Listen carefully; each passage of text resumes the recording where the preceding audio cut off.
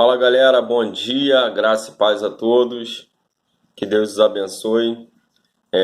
Tinha um tempinho aí que eu não fazia nenhum vídeo, mas eu vou estar fazendo um aí para que possa abençoar a sua vida com um texto que eu tive a oportunidade de pregar no domingo, né? E Deus tem falado muito no meu coração sobre essa palavra, sobre que ela vai dizer sobre nossos erros que nós cometemos e que tem nos impedido de sermos servos de Deus e pessoas melhores no nosso dia a dia.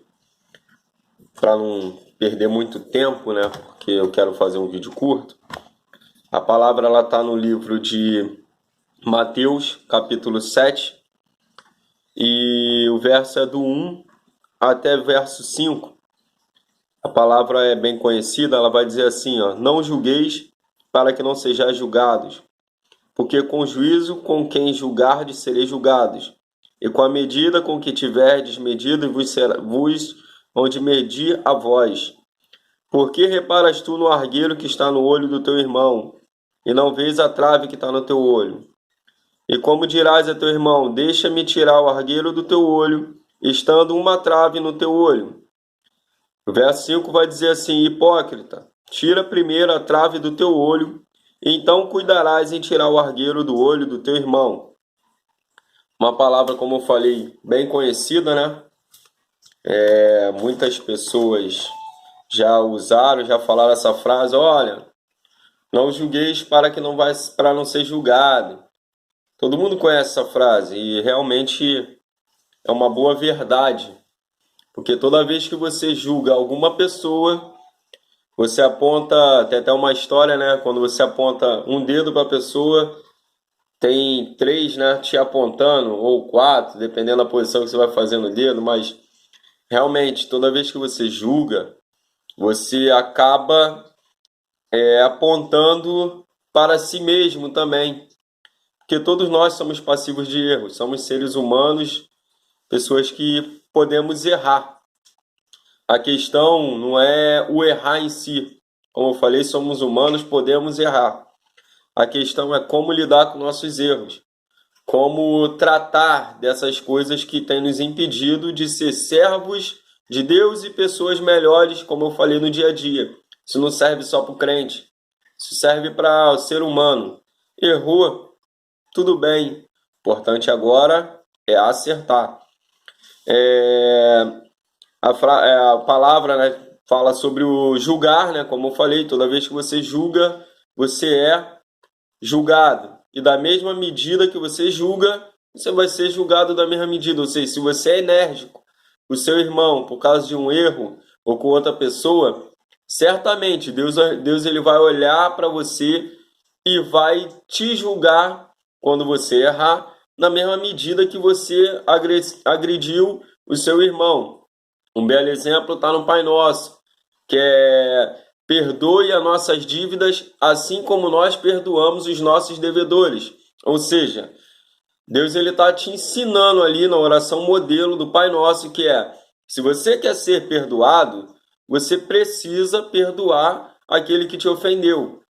Porque da mesma medida que você perdoa, Deus ele vai te perdoar. Então, é um paradoxo, é uma coisa que nós precisamos refletirmos sobre erros. Outra coisa no texto que me chama a atenção vai falar sobre dois substantivos. Vai falar sobre argueiro e vai falar sobre trave. O argueiro ele é um substantivo masculino. É algo de pequena importância. No dicionário, Aurélio até ilustra bem isso. Eu procuro muito olhar o dicionário para poder ilustrar e trazer a visão daquilo que significa cada objeto, cada coisa dentro do cenário. Então, o argueiro ele é algo pequeno, é um substantivo masculino de pouca importância, bem pequeno. E vai dizer também sobre a trave.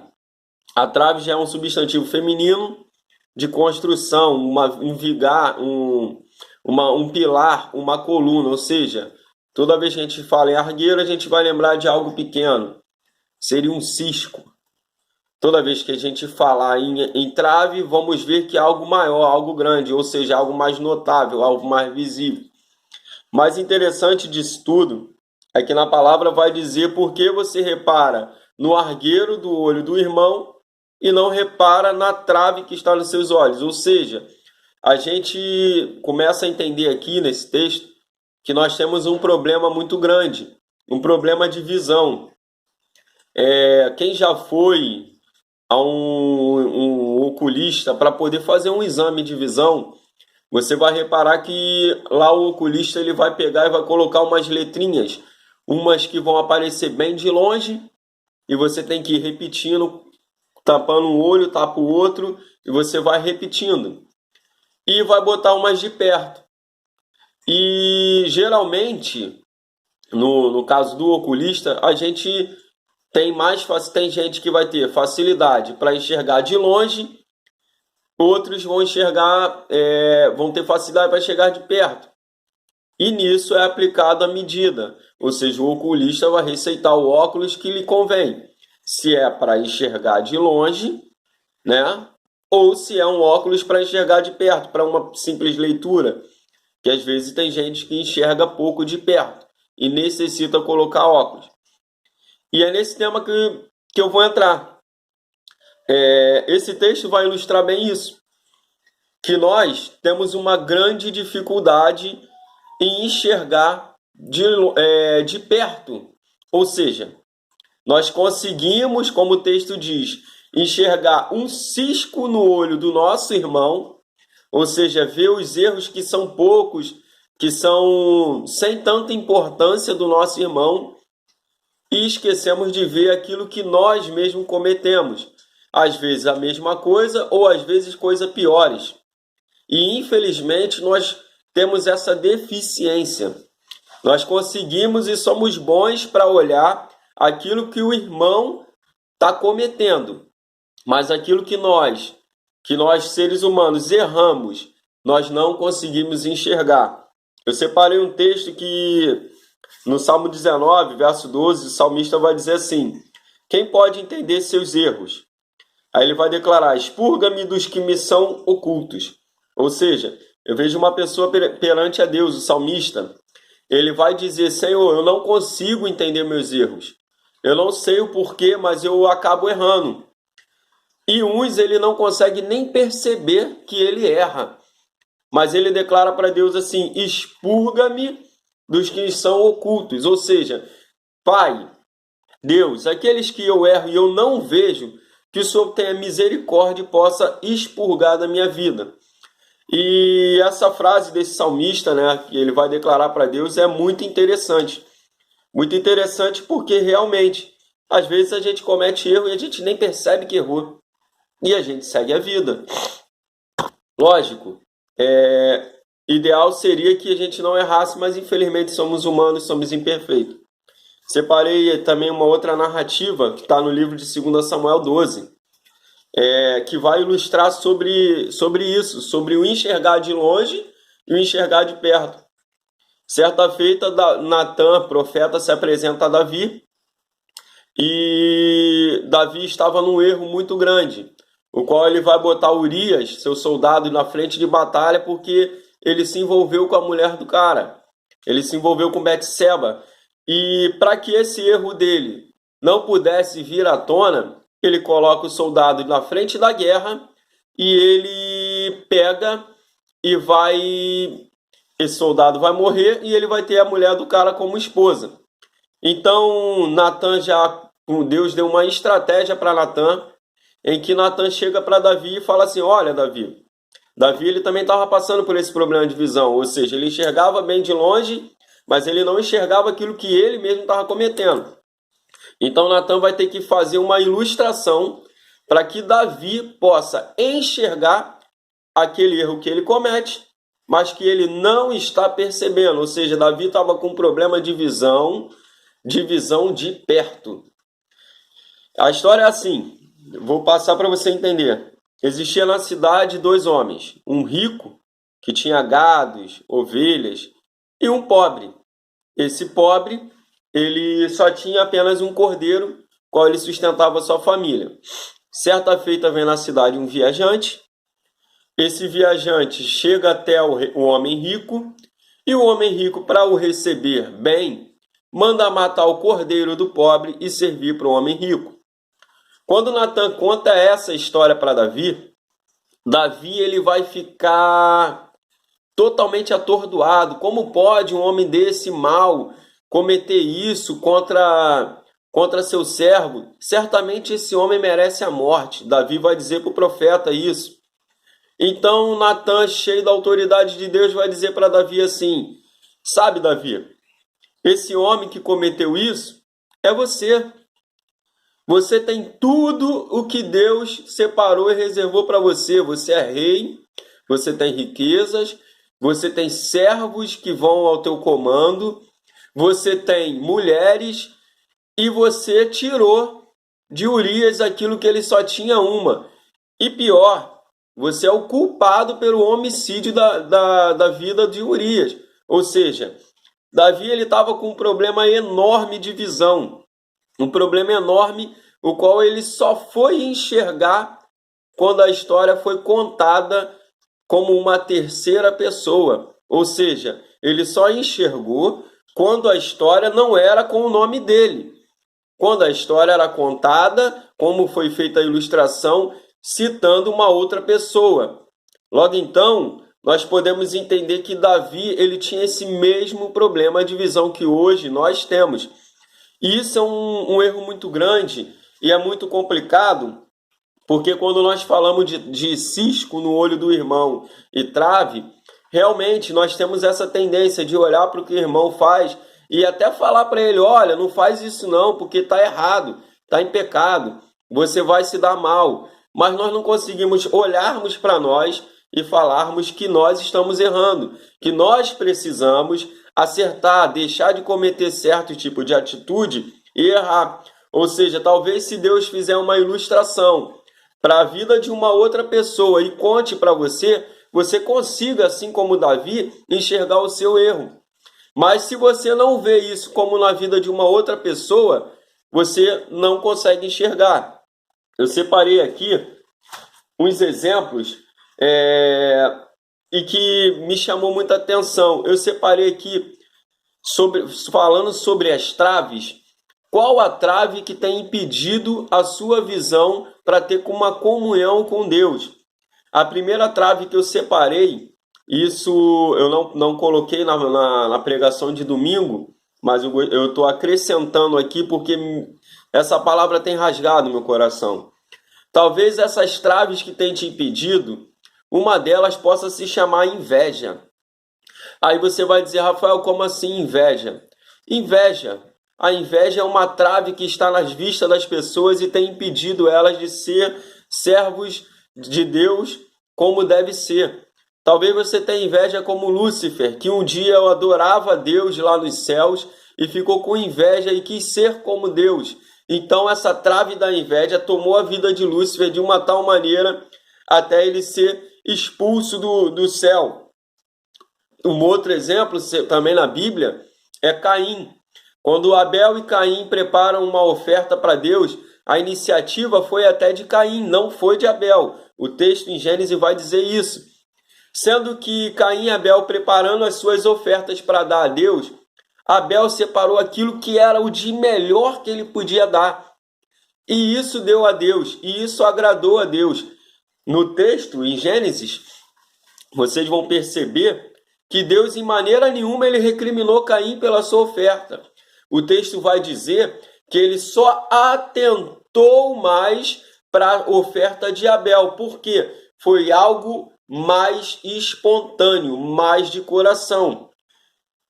E Caim, vendo Deus olhar para a oferta de Abel dessa forma, ele teve uma inveja tão grande a ponto de cometer um homicídio, matar o seu próprio irmão, por inveja.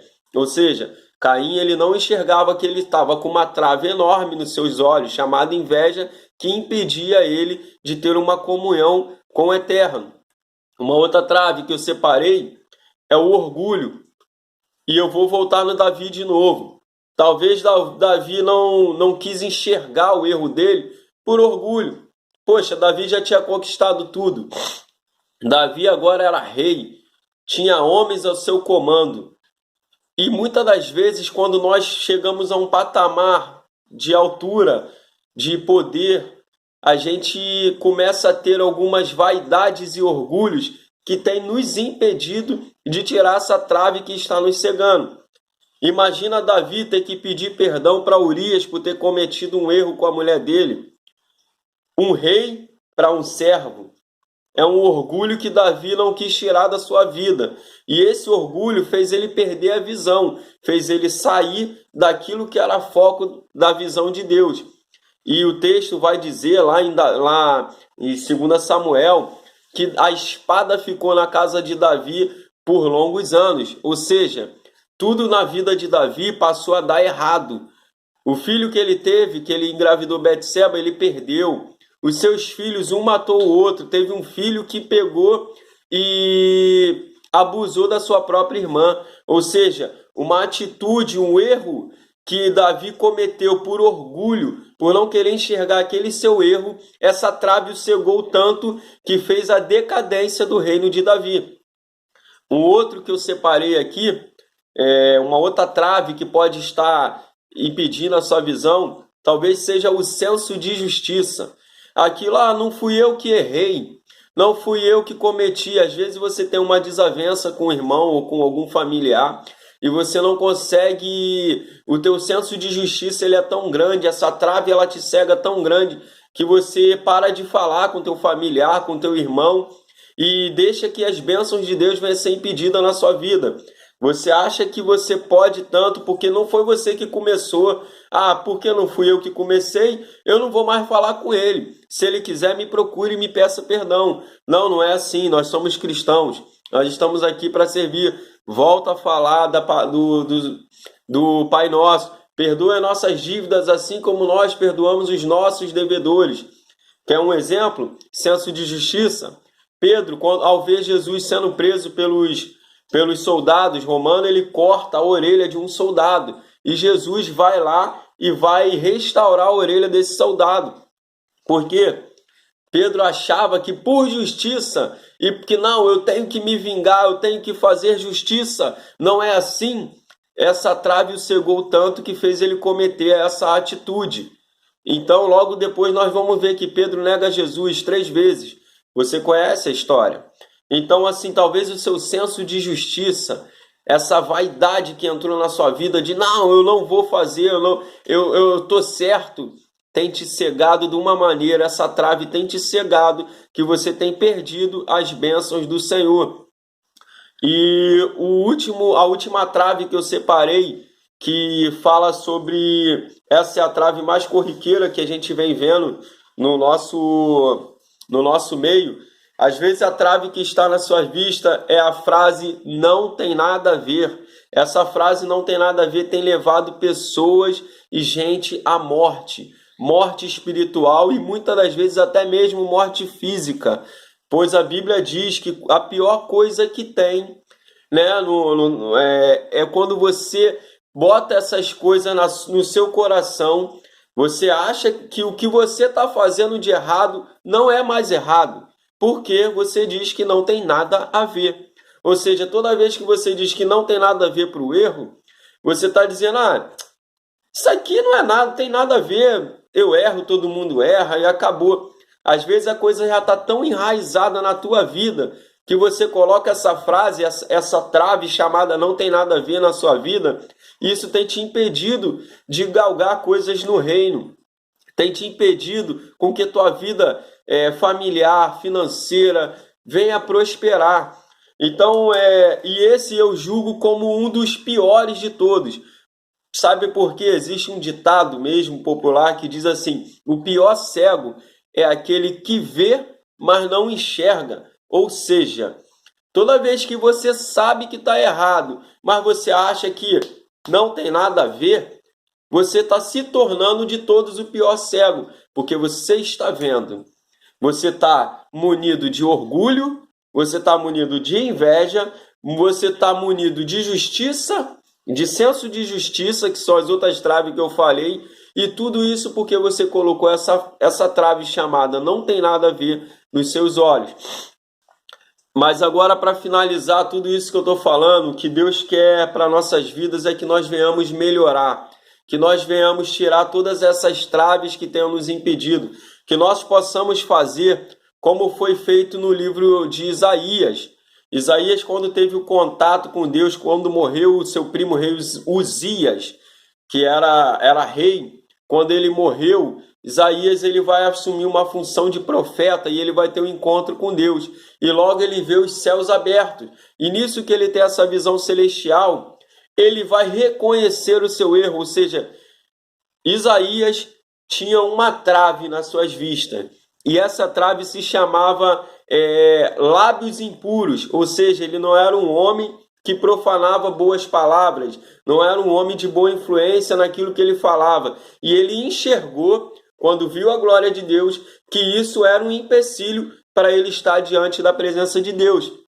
Logo lá no texto de Isaías vai dizer que ele vai ver tudo isso, o céu aberto, os anjos, e ele vai dizer: ah, Senhor, não sou digno de tal coisa, pois sou um homem de lábios impuros. Ou seja, ele vai ver o seu erro, ele vai ter a sua trave que impedia de enxergar, de ter uma vida melhor, ela vai ser dada nome, ele vai reconhecer e vai pedir perdão a Deus. Ele, nesse momento, ele está se humilhando e dizendo para Deus assim: Deus, eu não sou digno de tamanha glória, de tamanho favor, mas porque eu sou um homem de lábios impuros. Deus vê na atitude de Isaías, Deus vai pegar um anjo, pega com uma tenaz uma brasa viva do altar e toca na língua de Isaías. E você conhece a história de Isaías. Isaías é um profeta maior, um profeta messiânico, o qual ele vai profetizar a vinda do Messias, ou seja, a vinda de Jesus Cristo.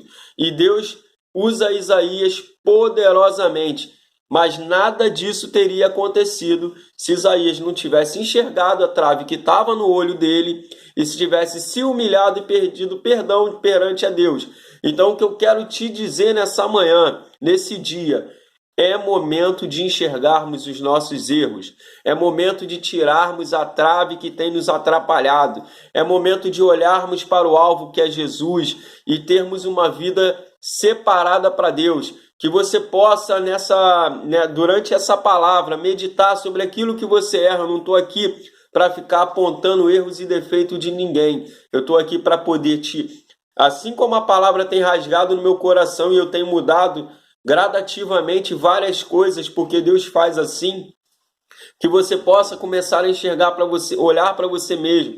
Ao invés de apontar o erro do teu irmão, olhe para si mesmo. Ora, peça a Deus para corrigir aquelas falhas que você não consegue. Existem coisas na nossa vida que nós só vamos conseguir mediante jejum, oração, busca, mas que você possa buscar, porque eu tenho certeza que assim como foi na vida de Isaías, que ele reconheceu o seu erro no falar, ele reconheceu e se humilhou a Deus, Deus o exaltou grandiosamente. Então assim vai ser na sua vida. Você tem promessas de Deus para a sua vida. Você tem uma família, talvez como eu, para zelar, ou uma vida que esteja começando. E Deus quer e tem o prazer em te dar aquilo que é de melhor. Mas para que tudo isso venha a ser alcançado de uma forma até mais rápida, é necessário humilhação perante a Deus, reconhecer os erros e, sobretudo, tirar a trave que te impede.